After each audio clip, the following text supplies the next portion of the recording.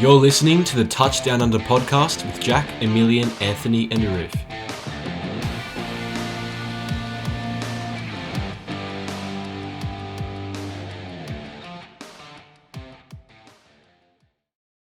Hello everybody and welcome back to the Touchdown Under podcast. This is episode 26. I'm Jack, your host, and as always I'm joined by Emilien. Hey, how's it going? And Ruth. Oh, good to be back.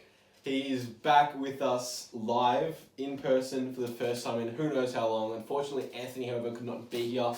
But we're going to kick off today's episode as we wrap up week 10 of the 2020 NFL season. And one of the big storylines coming out of this week was Drew Brees' injury against the 49ers. He has multiple broken ribs and a collapsed lung. And so Jameis Winston entered the game in the second half, and he will start this week for the Saints and maybe in future weeks as well, depending on how long Brees is out. But boys, how is this going to affect the Saints in their pursuit of the NFC South title? Well, it's definitely going to put a spanner in the works, I reckon. They were really up there. After they destroyed the Bucs last week, it was looking like they were going to win the division. You know, they have that 2-0 record against the Bucs, but now it could be flipped. They do have some tough matchups ahead, such as the Chiefs. So we'll see how they go. Well, I mean, I do agree with you that it was funny how last week we were talking about, now the Saints are now the front runners to win the division. Who would have thought after the first few weeks? But I disagree with you on them having an easy schedule, tough schedule coming up. They've got the Falcons and Broncos, then the Falcons and Eagles, then they've got the Chiefs at home. So Drew Brees should be back by the Chiefs game, and Jameis Winston, he looked serviceable. He didn't look great, especially at the start. He looked very uncomfortable, but then you see him making plays to Alvin Kamara. As long as Alvin Kamara and Michael Thomas, those playmakers on that offense are there, I think the Saints should be relatively fine for the next few weeks, and then Drew Brees should be back for the Chiefs game. I completely agree, Emilien. I mean, obviously we're talking about how the Saints are in the box seat of the division. I still think that they are in the box seat, even though the Bucs managed to get a pretty good bounce back win this week against the Panthers. So I do agree. I think he should be back by the Chiefs game. I don't think he should be out longer than 3 or 4 games at the most. So once he's back, I feel like they've got every chance to beat the Chiefs at home. And I feel like Winston, once he does get, a week of practice with the first team, this week, leading to the game against the Falcons, I feel like he should be serviceable. As long as he doesn't turn the ball over, as you said, feed it to the best guys in Kamara and Thomas, he should be fine and they should be fine. Yeah. Another big storyline was the Giants, who beat the NFC East leading Philadelphia Eagles. And as we talked about last week, I think we all kind of had suspicions about the Eagles and whether the Giants could beat them, and they did get the job done at home against the Eagles. And can they win the NFC East? They absolutely can, in my opinion. I think it's very close right now. They evened up the series against the Eagles. It's 1-1 now. They don't have that. I think they only have the Cowboys left as a division opponent to face, and that's going to be a must-win in Week 17. Their schedule, it's pretty tough. They've got the Bengals next week. They can win that one. Then they've got the Seahawks, Cardinals, and Browns, and then the Ravens. That's going to be tough. If they can win one of those games, I definitely believe they have a shot at winning the division because the Eagles won't have easier opponents. Yeah, I agree. I feel like maybe in any other division, it would have been too tough a task for them to get to the playoffs. But we are talking about the NFC East here. It's a division where you can win possibly 6 or 7 games and take that division. So they're definitely every shot. Yeah, it's interesting. I still feel like the Eagles somehow are still in the box seat here because you look at the Giants, they are an inconsistent team and they do have some tough opponents coming up. In their run home, they do come up against the Seahawks, they come up against the Cardinals, Ravens, Browns. These are teams that they could definitely lose to, and I feel like the Eagles, could still very well win, even though this is definitely a slip up. Oh, I definitely think the Eagles are the front runners. I'm just saying that the Giants definitely have a shot. They definitely do. It's still pretty wide open. Obviously, I feel the only 2 teams who probably can't win at this point is Washington and the Cowboys. Now, we want to talk briefly about Kyler Murray's Hail Mary touchdown pass to DeAndre Hopkins to win the game for the Cardinals against the Bills with 1 second left. Now, obviously, I think it's undoubtedly the most incredible play we've seen this season. Oh, easy. Yeah, I mean, what did you guys think about it? I mean, everyone was talking a lot about the catch itself where, Hopkins mossed Tre'Davious White, but I was really impressed with Kyler Murray's ability to get away from being sacked. That was quite an incredible play. I mean, running to his left at full speed and then launching it from where he was to the end zone is really impressive. Yeah, like a lot of people are going to say that's one of the greatest catches of all time. That's just one of the greatest plays I've seen. I mean, Kyler Murray was able to avoid multiple sacks, scramble out of the pocket as he said a riff, and just launch the ball to a point where only DeAndre Hopkins could catch it. And he fully trusts him. And honestly, what a way to cap off probably one of the best games of the season so far. You had the Bills, they were in trouble. Then they came back, clutch drive by Josh Allen and the Bills, bring downfield. The game was thought to be over, and then Kyler Murray pulls that out. That was just an incredible way to end the week, pretty much almost. It was an incredible game, and like you mentioned, Emilien, it was just a really prototypical play from Kyler Murray. You know, all the things he's been doing all this season as he kind of starts to put together an MVP type season. You know, scrambling out of the pocket, avoiding a sack, and finding his target. And you'd think those Texans fans would be looking on relative stress at Hopkins. Just playing it, really well. Yeah. So that was really incredible, and the Cardinals look really good, and obviously the Bills had their chances to win, and I know for a period of time I thought they were out of it, but then Josh Allen put together that drive, and it was just a great game overall. On to the first segment of this week's episode, and that is our power rankings as usual, and to kick it off at 32 we have the Jets, the Jaguars at 31, Washington at 30, at 29 for the Cowboys, the Broncos dropped down to 28, the Bengals are at 27, the Lions are up to 26 after their win, the Falcons are at 25, the Panthers are at 24, the Giants moved up to number 23, the Chargers are at 22, the 49ers are at 21, the Texans come in at 20, the Eagles dropped down to 19, and the Bears are down to 18. They have now lost 4 in a row since starting 5-1 on the season. And the question is, where does this team go from here? Well, we're not really sure. I mean, it really depends on the play of other teams, such as those teams in the NFC West, I reckon, to see if they can make the playoffs. I mean, from watching the game myself, it didn't seem like the coaching staff and the players are really on point in that game. You mentioned last week about the change in the play calling system, and it still didn't seem to gel really well, in my opinion. They still have a chance. I'm not going to rule the Bears out. There are a lot of teams around that 6-3 area that it just takes one loss for them, and the Bears can catch up. I'm not going to rule them out.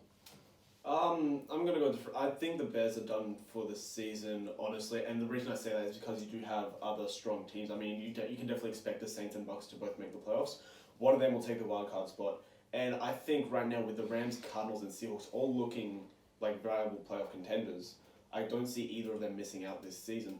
And the Bears right now, I know Jack will think this, they need new play calling. They just need a complete overhaul in this play call, because what we saw yesterday was quite actually atrocious in terms of play calling. Yeah, that's right. If you're not ready to rule them out yet, well, I definitely am. I feel like they, honestly, at this point, at 5-5, there are a lot of good teams in the NFC, and they've got a bye next week, and then they've got the Packers away. I cannot see them putting together, a good couple months of football to, pull themselves back into the playoff race. I feel like this season is done. They did make the change with the play calling. There was a little bit of a difference. It looked a little bit simpler with the play calling, but once again, it wasn't just the play calling, it was the execution. Nick Foles at most times didn't look great. Obviously, it's not great to see him right out of the pocket because he's not an on-the-run quarterback, and when you have a guy like Foles who's not an on-the-run quarterback, he's got to sit in the pocket and make throws, which he can, but with good protection, and it's not what the Bears have. They do not have good protection with their O-line. A lot of times there are guys, missing blocking assignments. I'm looking directly at Jermaine Ifedi. But just overall, they've got injuries on the O-line, but the performance from the O-line and the offensive role has just been terrible. And once again, another season goes by where I feel sorry for the defense because it is a championship caliber defense. You put a good quarterback, a good offense that runs well, pair it with that defense, and you got a true Super Bowl contender right there. And it's really a shame for Bears fans, including myself, because it's another season wasted, and I believe, in comparison to the 2018 season, they have this championship window and it's quickly closing the more that they have an incompetent offense. And so I believe this season is over for the Bears, and they now have to look towards finding an actual quarterback for the future, and I believe it has to be found in the 2021 draft because, there are a lot of guys, up to 5 first-round quarterbacks, I believe, to be picked there for the Bears, but They're at 5-5. Some of those close games they won, if they'd lost, they would have been in a better position to draft a quarterback higher overall. But it's just how the season goes on, and Bears fans are once again left in distress. At 17, with the Vikings, who have moved up after their win against the Bears, it was Kirk Cousins' first win on Monday Night Football. The Vikings are at 4-5 now in the season. Are they still in the playoff hunt? Because they're coming up against the Cowboys this week at home. I think there's an easy win for them. Theoretically, they're at 5-5 on the season. I feel like, obviously, you guys talk about it takes one loss from some of these other teams to, start a skid, bad, form. So, I don't know. I feel like they kind of are. Kirk Cousins is starting to get together a little bit. Dalvin Cook's there. The offense is looking good. Justin Jefferson's a revelation. What do you guys think? Yeah, well, I mean, I'm not ready to say they're in the playoff hunt just yet. What I will say is they definitely have a lot of momentum right now. They've had some very big wins, especially in the division. I believe they're 3-1 right now. And I think they, in the end, at the end of the season, if they can beat the Packers, beat the Bears again, not the Packers, sorry, if they can beat the Bears and Lions towards the end of the season, they'll be 5-1 in the division, I believe. And that is actually kind of very important. It just shows that they can win important matchups. It's just, I'm not sure if they're going to be able to win enough games to compete with the other teams that are in the hunt right now. Yeah, I feel like it's more of a situation where the Vikings are going to have to rely on other teams to lose that are in the playoff hunt rather than get there on their own. I think it's going to be one of those kind of situations.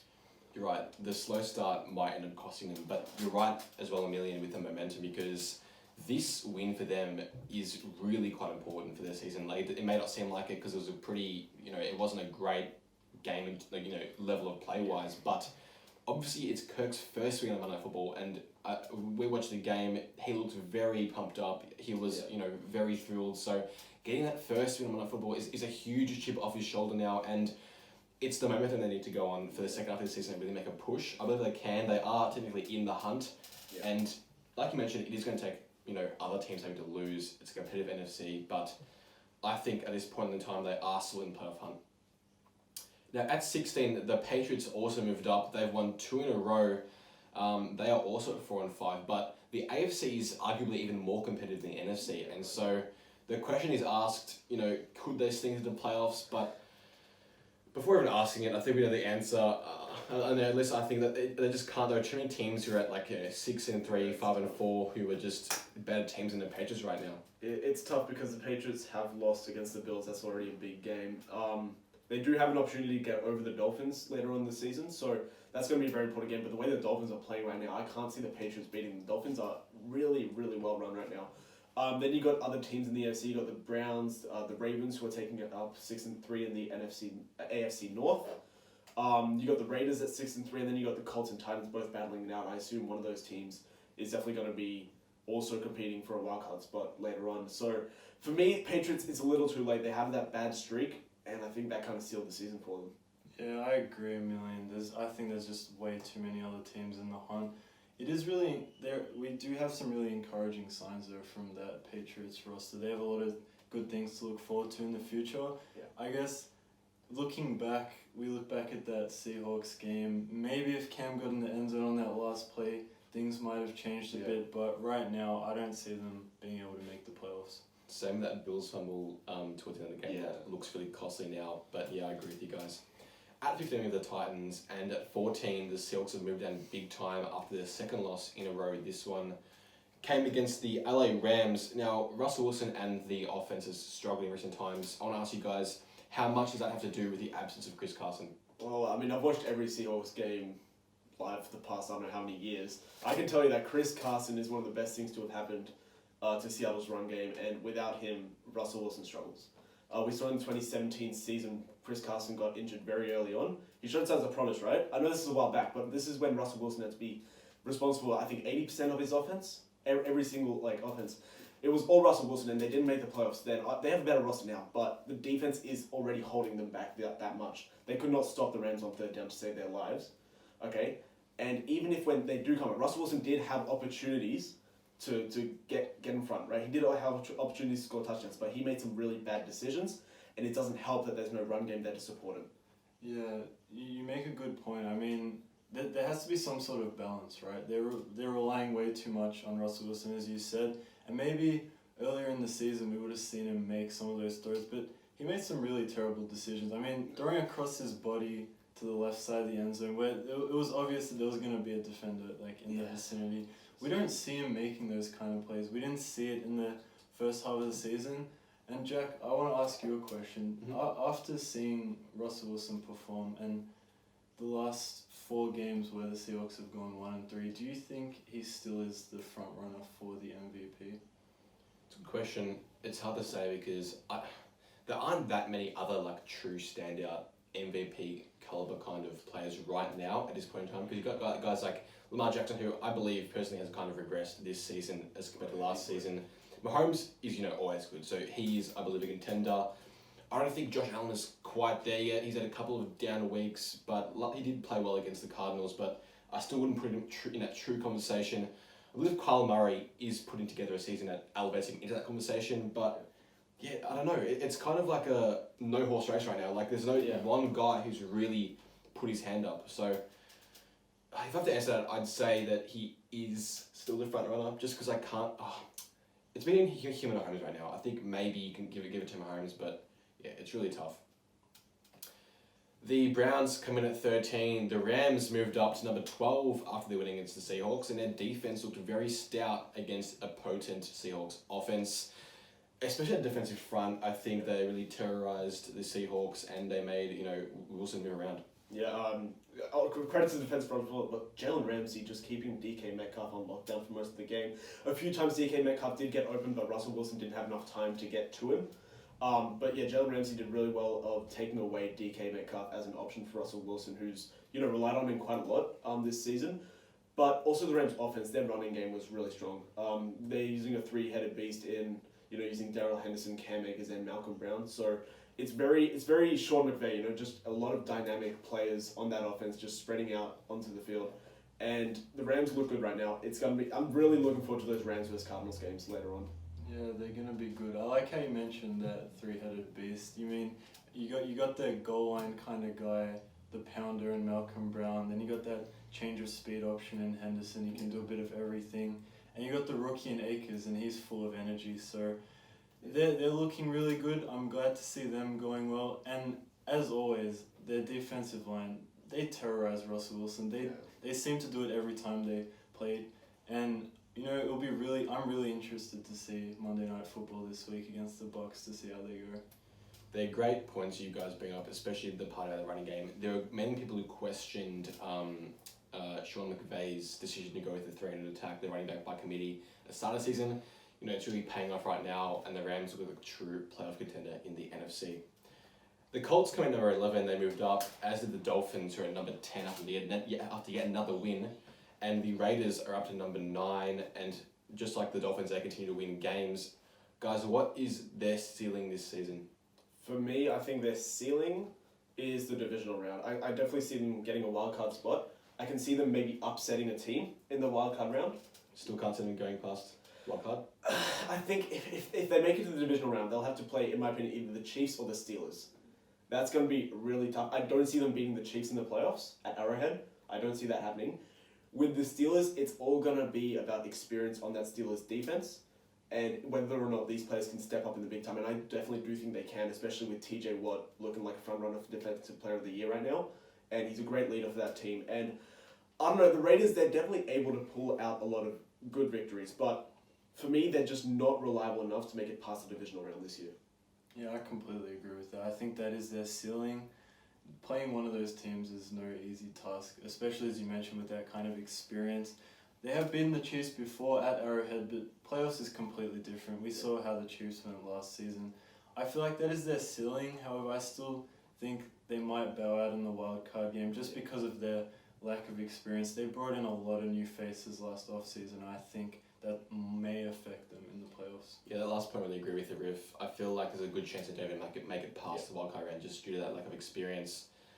But they are playing really well right now, and they have put themselves in a good position to at least challenge for wildcard spot. I think they will get there, and we'll see how they go. But they've been playing well.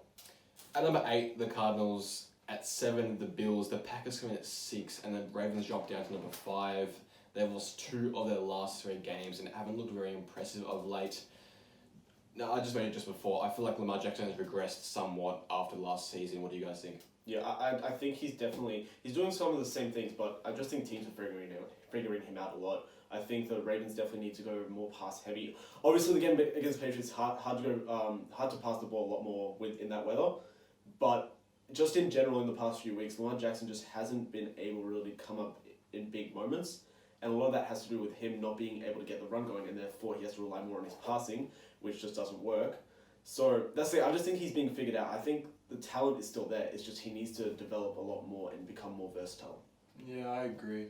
I feel like it was even hard to kind of back up the MVP season he had last year, but it's definitely something that they're going to have to work on if they're going to progress further because, yeah, we can make excuses for them. The weather was absolutely terrible, but someone of Lamar Jackson caliber, he can't keep losing those close games. I know the Patriots defense is quite impressive, but he needs to be able to drive down the field in those key situations.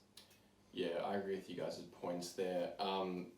Yeah, the Ravens haven't looked great, and obviously it is hard for Lamar to top that MVP season.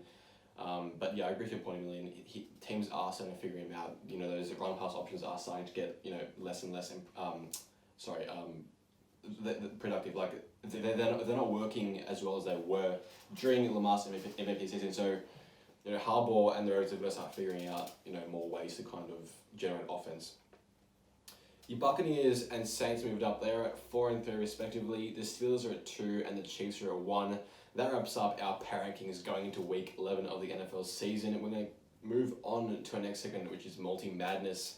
Now, I can't really remember the last time we won Multi Madness. It's been a few weeks now. We've fallen over on Thursday Night Football for like the last 2 or 3 times. Yeah. So we are going to give Thursday Night Football a miss this week. Our first leg is Baltimore to beat Tennessee at M&T Bank Stadium.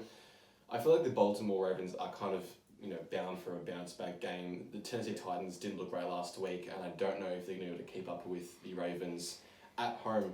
Yeah, I think this is definitely an opportunity for the Ravens to establish their offense once again. The Titans don't have a great defense right now, so I think the Ravens definitely should beat the Titans here. I can't see the Titans offense doing an amazing job to keep up with the Ravens score. I think the Ravens are going to score quite a few points. Yeah. Our second leg is Cleveland to beat Philadelphia at First Energy Stadium. Now, the Eagles just came with a loss against the Giants. They didn't look great. Cleveland's defense looked really good, I thought, against the Texans and Deshaun Watson, and they're back home again. And so I feel like this is a game. Obviously, the Browns have been inconsistent, so this is going to be a true test to see if they can kind of maintain that good form on both offense and defense. Yeah, it's interesting, but I think the Browns should have this one. Nick Chubb's back. He's gonna play really well in his first exactly. So he's making a splash already. Like I would have expected him to just ease back into the offense more, but no, he's coming out guns blazing. And now that before he got injured, him and Kareem Hunt did establish themselves as one of the best running back duos in the league, if not the best, right? I'm looking to see more of that and less pressure on Baker Mayfield to make plays. And if the Browns can get that run game going, it should be smooth sailing from there. Our third leg is the LA Chargers to beat the New York Jets at SoFi Stadium. The Chargers have lost numerous games this season by less than 1 score, but they come up against the winless New York Jets at home this week, and you'd think that there's no chance they could lose this game. Ruth? Yeah, well, knowing our luck, they might make it really interesting and close. But yeah, I definitely see the Chargers winning this one. The Jets have looked awful this season. It's really, for their sake, we hope that the season ends as soon as possible for them. They can just go into the off-season nice and fresh, fire Adam Gase first of all, and then everything else will sort out itself. I definitely see the Chargers winning this one. I'm sure Jets fans agree with you. If our second last leg is Green Bay to beat Indianapolis at Lucas Oil Stadium, it is one of the games of the week. I think it's a pretty risky one, but the Packers, they're pretty steep odds, so I think they're pretty good value to go here. Yeah, exactly. This is kind of a coin flip because you've got one of the best defenses in the league playing a very explosive offense, but at the end of the day, I trust Aaron Rodgers more than I do Philip Rivers, and I think that's what this game comes down to be honest. Our final leg on this week's Multi Madness is Tampa Bay to beat the LA Rams at Raymond James Stadium on Monday Night Football. The Rams were really good last week, as we talked about, but I feel like it's going to be hard to beat, that Bucks offense and defense, especially in Tampa Bay. Yeah, I agree. I don't have too much to add to that, to be honest. There are 5 legs for Multi Madness this week. Hopefully, we will get a better result than the last few weeks. On to our next segment, and that is Emilien's team to watch. Thanks, Jackie. Ready, boys? So my team to watch this week is the Tennessee Titans. They took a really bad loss against the Colts last week, and I definitely expect them to show signs of life because now the Colts are ahead of them in the division. Sorry, before I keep going further, Giants were my team to watch last week. They took the win against Philadelphia. As I said, this could potentially make them win the division later on in the season. We'll see how that goes. Back to the Titans. Lamar Jackson, I think, as I said before, he's definitely going to look to capitalize on the Titans' weak defense. But if the Titans can sort of replicate what they did in the AFC divisional round and make Lamar uncomfortable, force him some turnovers early, they could definitely win this game. And it'll definitely, if the Titans win this game, I think it'll definitely legitimize both the Titans and the Colts as true contenders in the AFC playoffs. So, Emilien, how do you think Derrick Henry is going to fare against that Ravens defensive line? It's tough because you'd assume that he'd have a similar, maybe not similar, but he'd definitely be a workhorse and just start pounding the rock a lot. But I think the John Harbaugh is definitely going to prepare for that. He's not going to make the same mistakes as he did in the divisional round. I think we can definitely expect to see Tannehill throw a lot more than he did in that game. But then again, that Ravens defense is quite strong, and I expect them to keep Henry. Maybe not stop him, but definitely slow him down slightly enough to force Tannehill to make some throws. That is Emilien's team to watch for Week 11. Now on to TDU's game of the week, and as we talked about just before, it is the Colts versus the Packers. That is our game of the week this week. Once again, our 4 aspects of the matchup we're going to go through. I've got offense and defense. Now, personally, I think the Packers have the better offense here. You just can't go past Aaron Rodgers and his near unstoppable partnership with wide receiver Devontae Adams. And you add in their prominent run game led by Aaron Jones, and this unit is, I believe, a top 5 unit in the league.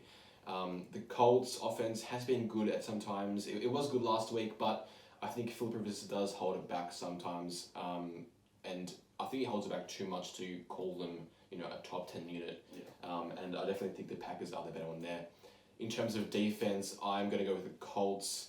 Their run defense is especially good, led by that defensive front consisting of DeForest Buckner, Danico Autry, Justin Houston, and Grover Stewart. So it'll be interesting to see whether they can contain Aaron Rodgers in that run game, and we'll see if that secondary can hold up, that Rodgers-Adams connection.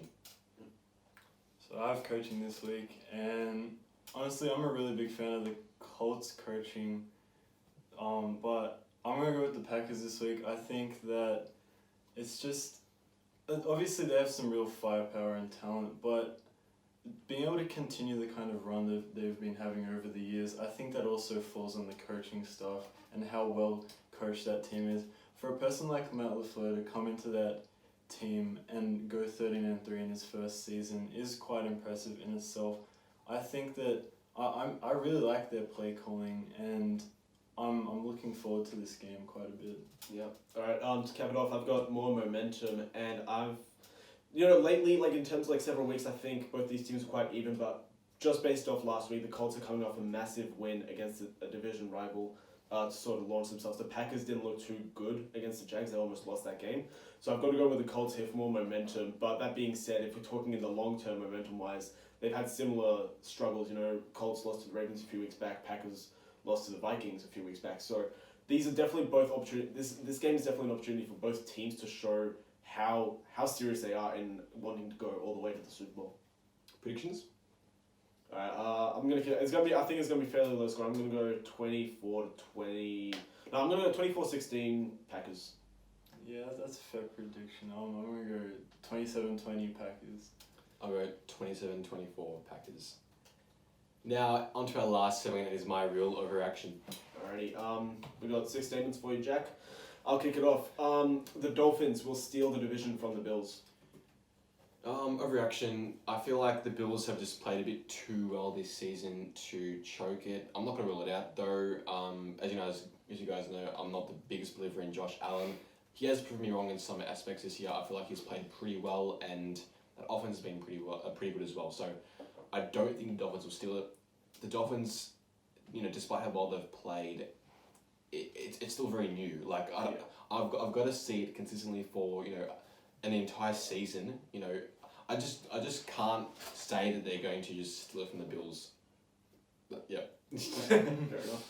Alright, Jack, so if the Rams make the playoffs, they are a dark horse Super Bowl contender. That's also no reaction in my opinion, Arif. The offense isn't what it was when they made a Super Bowl. Their defense is still very good. The secondary is good. I just don't know if I trust Jared Goff in the biggest moments. I believe they will make the playoffs, but I do not think they're a Super Bowl contender. Alrighty. If the Falcons beat the Saints this week, it'll make the NFC playoff race even more competitive. That's real, Emilien. It's hard to see the Falcons win. They have been playing reasonably well lately. I don't think they'll get over the top of the Saints, however. And even if they do win, it will make it a bit more competitive, but I don't think the Falcons will still have much chance of competing in the NFC for a playoff spot. Alright, so the Ravens have lost their chance at winning the AFC North. Yeah, that's real, Arif. They are, 3 games behind the Steelers now. I think even if the Ravens would have beat the Steelers in their, rematch in the division later on this season, I still think the lead that the Steelers have on the Ravens right now is insurmountable. The Steelers have looked incredible, and at least in the regular season, I feel like the Steelers are, the better team. Fair enough. Right. My last statement for you, Jack. Nick Chubb makes the Browns look like a legitimate playoff team. That's definitely real, Emilien. Nick Chubb played really well on the weekend. You look at just the thing. He's such a punishing runner. He can really burst through those holes, and while he isn't the quickest guy, he has really great acceleration at the first and second level. You saw that play near the end of the game, just a seal where he had an obvious touchdown. He went out of bounds. Yeah. He's a team player. He improves his team, and like you mentioned, him partnered with Kareem Hunt takes a lot of pressure off Baker Mayfield, and it's really tough in the AFC. They may still miss the playoffs, but at 6-3, they look pretty good right now.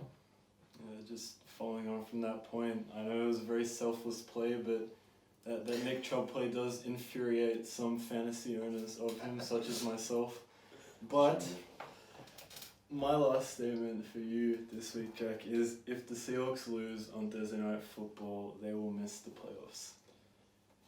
That's tough. I feel like it's an overreaction. They will be at, I believe, 6-4 if they lose. Yep.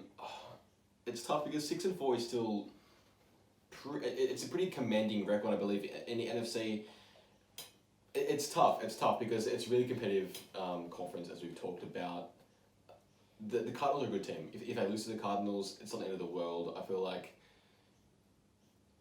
they still have a really good offense. Obviously, their defense will probably hold them back a little bit this season, but I do believe in Russell Wilson.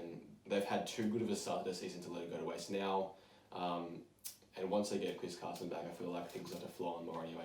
Yeah, it's worth noting also that they have a fairly easy schedule after the Cardinals game. They're playing the Giants, Jets, Washington, and Philadelphia. So I feel like even if they lost this week, it'd be hard to miss the playoffs for the Seahawks. Yeah. That wraps up my real overreaction for this week's episode. That is the end of this week's episode. We hope you guys enjoyed listening and watching us. If you haven't already, go and follow us on Instagram. It's at touch.downunder. That is where we post all of our podcast and non-podcast content. We also upload our podcasts to Spotify, Apple Podcasts, and YouTube. We hope you guys enjoyed this week's episode, and we will see you next week.